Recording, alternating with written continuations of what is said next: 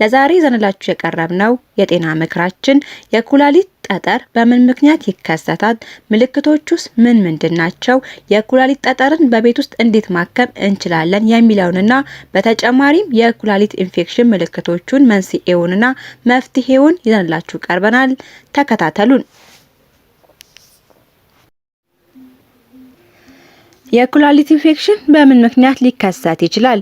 የኩላሊት ዋና ጥቅም ደም ውስጥ ያለውን ቆሻሻና ትርፍ የውሃ ክምችት ማስወገድ እንዲሁም ሽንትን እንድናስወግድ የሚያደርግ የሰውነት ክፍል ነው። የኩላሊት ኢንፌክሽን በባክቴሪያ አማካኝነት የሚከሰት ሲሆን ይህም ከፍተኛ የሆነ ህመምን ይፈጥራል። ተጋላጭነትን ሊጨምሩ የሚችሉ ምክንያቶች ኩላሊት ጠጠር ወይም ያበጠ ፕሮስቴት ካለ፣ ፊኛ ሙሉ በሙሉ ሽንት እንዳያስወግድ የሚያደርጉ ችግሮች ካሉ፣ የሽንት ፊኛ ውስጥ የሚፈጠር የነርቭ ጉዳት ካለ፣ የፕሮስቴት ኢንፌክሽን፣ ካቴተር፣ የተዳከመ የሰውነት በሽታ መከላከል አቅም። ምልክቶቹን ስንመለከት ደግሞ ሽንት ውስጥ ደም ወይም የተለየ ፈሳሽ ማየት፣ ትኩሳት ወይም የብርድ ስሜት መሰማት፣ የምግብ ፍላጎት መቀነስ፣ ታችኛው ጀርባ ብሽሽት ወይም ጎን ላይ የሚፈጠር ህመም፣ ማስመለስ ወይም የሆድ መረበሽ፣ የድካም ስሜት፣ ሽንት ማቃጠል፣ ጉም ወይም ጠረን ያለው ሽንት፣ የታችኛው ሆድ ክፍል ላይ የህመም ስሜት መሰማት። የህመም ምልክቶቹን ለማስታገስ ምን ማድረግ አለብን? በቂ ውሃ መጠጣት ወይም ባክቴሪያዎቹን ለማስወገድ ይረዳል። በቀን ውስጥ ከ2 ሊትር በላይ ውሃ መጠጣት፣ እረፍት መውሰድ፣ ሙቀት ያለው ፎጣ ሆድ ጀርባ ወይም ጎኖ ላይ ማስቀመጥ፣ የሽንት ስሜት እንደተፈጠረ ሽንት ቤት ወዲያውኑ ሄዶ ሽንትን ማስወገድ። ከላይ ዘረዘርናቸው ምልክቶች ከታዩበት ዶክተር ጋር መሄድ አስፈላጊ ነው። አለበለዚያ በአፋጣኝ ካልታከምን ኩላሊታችንን ከጥቅም ውጪ ሊያደርገው ይችላል። እንዲሁም በደም ቧንቧችን በመሰራጨት ለአደገኛ ጉዳት ይዳርጋል። ስለሆነ ማንኛውም ታማሚ ከፍተኛ የሆነ ክትትል በማድረግ ለበሽታው መፍትሄ ማግኘት ይኖርበታል። የኩላሊት በሽታ ደረጃዎች። የኩላሊት የማጣራት ሂደት ወይም ጂኤፍአር መሰረት በማድረግ የኩላሊት በሽታን በ5 ደረጃዎች ይከፍላሉ። ግሎሜሩላር ፊልትሬሽን ሬት ወይም ጂኤፍአር ማለት ኩላሊታችን ደምን በማጣራት ትርፍ ፈሳሾችን፣ ውጋጅ ቆሻሻዎችን ለማስወገድ የሚያደርገው ሂደት ነው። ደረጃ 1 ወይም ስቴጅ 1 በዚህ ደረጃ ጂኤፍአር በደቂቃ ውስጥ ከ90 ሚሊ ሊትር በላይ ደምን ያጣራል። ምልክቶቹ ከመደበኛው መጠን የበለጠ ዩሪያ በደም ውስጥ ይገኛል። በሽንት ውስጥ ፕሮቲን ወይም ደም ይገኛል። በሲቲ ስካን ወይም በአልትራሳውንድ የኩላሊት ጉዳት ይታያል።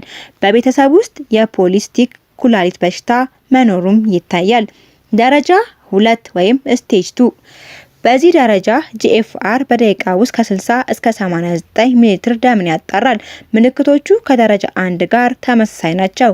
ደረጃ 3 ወይም ስቴጅ 3 በዚህ ደረጃ ጂኤፍአር በደቂቃ ውስጥ ከ30 እስከ 50 ሚሊ ሊትር ደምን ያጣራል።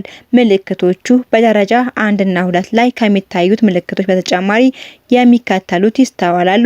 ከፍተኛ የሆነ ድካም፣ ኢዴማ፣ ውሃ ማዘል ወይም መቋጠር እና የትንፋሽ ማጠር፣ ሻይ የሚመስል ወይም ቡናማ ቀለም ያለው ሽንት፣ በተጨማሪም አረፋ ይኖረዋል። በሽንት ውስጥ ደም መኖር ወይም መታየት ይጀምራል። ከፍተኛ የኩላሊት ህመም፣ የእግር እረፍት ማጣት ወይም የጡንቻ መሸማቀቅ በመኖሩ ምክንያት የእንቅልፍ ማጣት። ደረጃ 4 ወይም ስቴጅ 4 በዚህ ደረጃ ጂኤፍአር በደቂቃ ውስጥ ከ15 እስከ 59 ሚሊ ሊትር ይሆናል ወይም ደምን ያጣራል። ከደረጃ 1 እስከ 3 የታዩት ምልክቶች እንዳሉ ሆነው በተጨማሪ የሽንት አሸናን መቀየር፣ ማስመለስ፣ ማቅለሽለሽ፣ በአፍ ውስጥ የጣዕሞች መቀየር፣ የምግብ ፍላጎት መቀነስ፣ መጥፎ የአፍ ጠረን፣ የትኩረት ማጣትና የነርቭ ችግር፣ የእግር ወይም የእጅ ጣቶች መደንዘዝ። ደረጃ 5 ወይም ስቴጅ 5 በዚህ ደረጃ ጂኤፍአር በደቂቃ ውስጥ ከ15 ሚሊ ሊትር በታች ይሆናል። ምልክቶቹ በዚህ የመጨረሻ ደረጃ ኩላሊት ህመም ላይ የሚታዩ ምልክቶች የሚከተሉትን ያጠቃልላል። ማቅለሽለሽ፣ የምግብ ፍላጎት መቀነስ፣ ድካም፣ ማሳከክ፣ የራስ ህመምና ከመጠን ያነሰ ሽንት ማምረት ናቸው። በተጨማሪም በቁርጭምጭሚትና አይን አካባቢ እብጠት መኖር፣ የቆዳ ቀለም መቀየርና የቆዳ ቀለም መጨመር ይታያሉ። የኩላሊት ኢንፌክሽን በምን ምክንያት ሊከሰት ይችላል? የኩላሊት ዋና ጥቅም ደም ውስጥ ያለውን ቆሻሻና ትርፍ የውሃ ክምችት ለማስወገድ እንዲሁም ሽንትን እንድናስወግድ የሚያደርግ የሰውነት ክፍል ነው። የኩላሊት ኢንፌክሽን በባክቴሪያ አማካኝነት የሚከሰት ሲሆን ይህም ከፍተኛ የሆነ ህመምን ይፈጥራል። ተጋላጭነትን ሊጨምሩ የሚችሉ ምክንያቶች ኩላሊት ጠጠር ወይም ያበጠ ፕሮስቴት ፊኛ ሙሉ በሙሉ ሽንት እንዲያስወግድ የሚያደርጉ ችግሮች፣ የሽንት ፊኛ ውስጥ የሚፈጠር የነርቭ ጉዳት፣ የፕሮስቴት ኢንፌክሽን፣ ካቴተር፣ የተዳከመ የሰውነት በሽታ መከላከል አቅም ናቸው። ምልክቶቹን ስንመለከት ደግሞ ሽንት ውስጥ ደም ወይም የተለየ ፈሳሽ ማየት፣ ትኩሳት ወይም የብርድ ስሜት መሰማት፣ የምግብ ፍላጎት መቀነስ፣ ታችኛው ጀርባ ብሽሽት ወይም ጎን ላይ የሚፈጠር ህመም፣ ማስመለስ ወይም የሆድ መረበሽ፣ የድካም ስሜት፣ ሽንት ማቃጠል፣ ጉም ወይም ጠረን ያለው ሽንት መሽናት፣ የታችኛው የሆድ ክፍል ላይ የህመም ስሜት መሰማት ናቸው። የህመም ምልክቶቹን ለማስታገስ ምን ማድረግ አለብን? በቂ ውሃ መጠጣት ወይም ባክቴሪያዎቹን ለማስወገድ ይረዳል። በቀን ውስጥ ከ2 ሊትር በላይ ውሃ መጠጣት፣ እረፍት መውሰድ፣ ሙቀት ያለው ፎጣ ሆድ ጀርባ ወይም ጎኖ ላይ ማስቀመጥ፣ የሽንት ስሜት እንደተፈጠረ ሽንት ቤት ሄዶ ሽንትን ወዲያውኑ ማስወገድ ናቸው። ከላይ የተዘረዘርናቸው ምልክቶች ከታዩበት ዶክተር ጋር መሄድ አስፈላጊ ነው። አለበለዚያ በአፋጣኝ ካልታከምን ኩላሊታችንን ከጥቅም ውጪ ሊያደርጉ ይችላሉ።